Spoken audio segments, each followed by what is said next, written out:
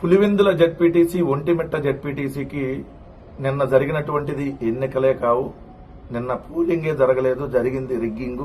ఎందుకంటే ప్రజాస్వామ్యంలో ప్రజలు ఓట్లేస్తే దాన్ని పోలింగ్ అంటారు, దాన్ని ఎన్నికలు అంటారు.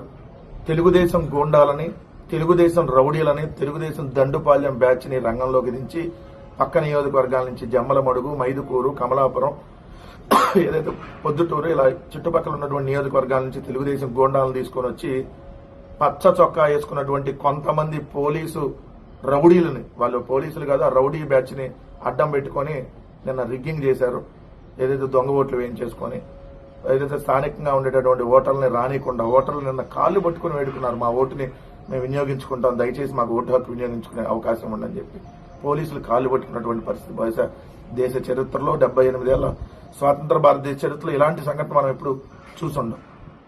ఏదంటే మాకు డబ్బులు ఇస్తే ఓట్లు వేస్తాం అనేటటువంటి ఇన్సిడెంట్లు మనం చాలా చోట్ల చూసాం. కానీ అయ్యా మేము స్వేచ్ఛగా ఓటు హక్కు వినియోగించుకుంటాం అని పోలీసులు కాళ్ళు పట్టుకున్నటువంటి పరిస్థితి నిన్న మొట్టమొదటిసారి చూసాం. కానీ ఆ రెండు దినపత్రికలు నీచాతి నీచమైనటువంటి బతుకుతున్నటువంటి ఆ రోత నాడు, ఆ బూతు జ్యోతి పత్రికలు బరి తెగించి పెట్టినటువంటి హెడ్డింగ్, పులివెందులకు ఓట్ల స్వాతంత్రం వచ్చిందంట.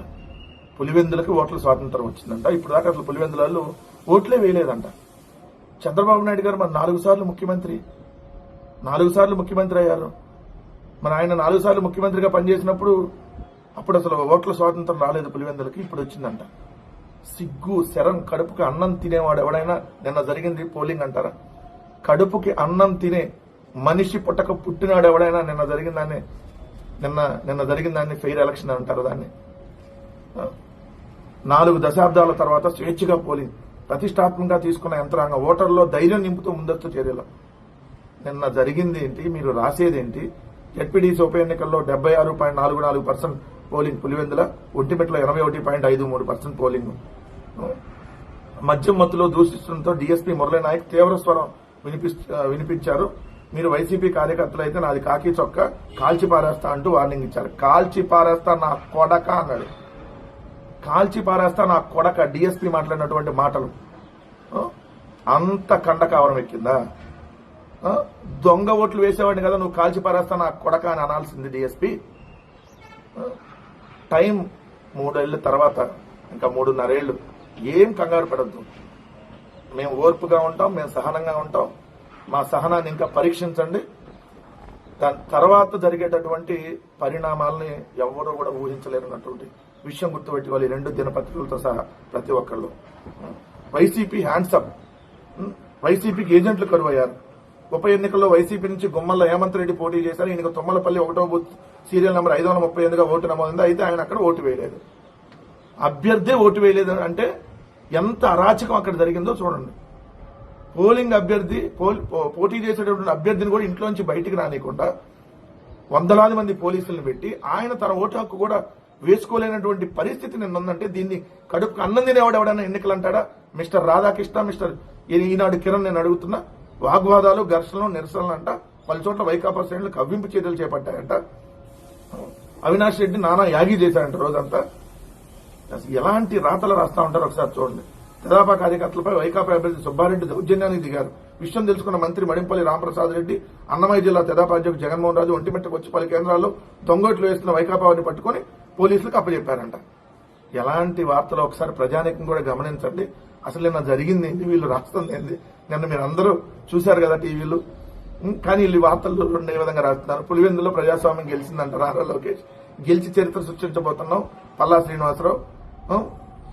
4 ఏళ్ల తర్వాత పోలీసులు ఉద్యోగంలో ఉంటారు, అవే కాకి దుస్తులతో పోస్ట్ మ్యాన్ గా ఉంటారు. వైకాపా మాజీ ఎమ్మెల్యే రాచమల్లి వ్యాఖ్యలు. ఎస్, మేసం తిప్పి మరీ చెప్పాడు. ఎస్, ఖచ్చితంగా తెలుగుదేశం ఇళ్లలో వాచ్మెన్ లాగా పనిచేసేటటువంటి వాళ్ళ ఇంటి దగ్గర కాపలా కుక్కల్లాగా పనిచేసే వాళ్ళకి చెప్తా ఉన్నాం.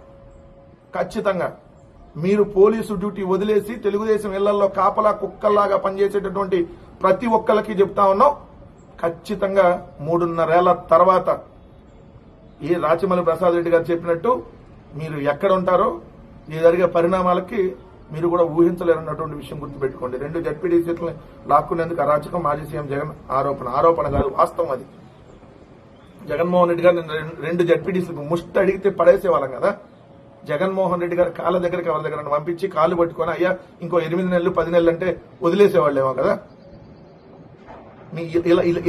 ఇలా జరిగేటటువంటి ఇలా లాక్కునేటటువంటి దాంతో వచ్చేటటువంటి రోజులతో ఎక్కువ రోజులు మేము సాటిస్ఫాక్షన్ గా ఉండరు. కానీ ఒకటైతే నిన్న వైఎస్ఆర్ కాంగ్రెస్ పార్టీ అధ్యక్షులుగా నిన్న జగన్మోహన్ రెడ్డి గారు పాటించినటువంటి సంయమనం, ఆయన మా కార్యకర్తలకి నాయకులకి అక్కడికి అవినాష్ రెడ్డి గారు వాళ్ళందరూ చెప్పి మీరు ఎటువంటి వాళ్ళు ఎంత అల్లర్లు చేసినా మీరు మాత్రం సంయమనంతో ఉండండి, ఎందుకంటే మీరు వాళ్ళ మీద తిరగబడితే ఇంకా మళ్ళీ ఉల్టా కేసులు పెడతారు, వందలాది మంది వైఎస్ఆర్ కాంగ్రెస్ పార్టీ కార్యకర్తలకి గాయాలు అవుతాయి, మళ్ళీ ఎస్సీ ఎస్టీ కేసులు పెట్టి వాళ్ళు వేధిస్తారు.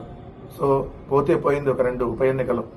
సో మీరు మాత్రం ఎక్కడా సంయమనం కోల్పోవద్దంటే అని చెప్పి నిన్న జగన్మోహన్ రెడ్డి గారు డైరెక్షన్ ప్రకారం అక్కడ అవినాష్ రెడ్డి గారు కానీ మిగిలినటువంటి నాయకులు కానీ నిన్న నిజంగా వైఎస్ఆర్ కాంగ్రెస్ పార్టీ అధ్యక్షుడు జగన్మోహన్ రెడ్డి గారికి హ్యాట్స్ ఆఫ్ చెప్పాలి. ఎందుకంటే ఆయన ఎప్పుడు కూడా ఫెయిర్ గా ఉంటాడు, నిజాయితీగా ఉంటాడు. ఆయన అనుకుంటే ఆ రోజు తాడిపత్రి మున్సిపాలిటీని మేము కైవసం చేసుకోవచ్చు, కానీ ఎప్పుడు దొంగదారులు అడ్డదారులు ఏ రోజు జగన్మోహన్ రెడ్డి గారి వల్ల నిజంగా కూడా జగన్మోహన్ రెడ్డి గారు లాంటి నాయకుడు ఆంధ్రప్రదేశ్ కి ఉన్నందుకు, వైఎస్ఆర్ కాంగ్రెస్ పార్టీ కార్యకర్తగా మేము ఉన్నందుకు నిజంగా కూడా గర్వపడతా ఉన్నాం. టైం వస్తుంది, ఖచ్చితంగా కొడతాం, గుర్తుపెట్టుకోండి. మీరు కొట్టిన దానికి 10ంతలు బలంగా మేము కొట్టే రోజు ఖచ్చితంగా వస్తుంది. దానికోసం వెయిట్ చేయండి. ముందుందా మీకు అసలు ముసల పండుగ అనేది మాత్రం ఆ 2 దినపత్రికలకి తెలుగుదేశం కూటమి నాయకులకి ఖచ్చితంగా చెప్తా ఉన్నాం. ఇది బహిరంగంగానే హెచ్చరిక అనుకోండి.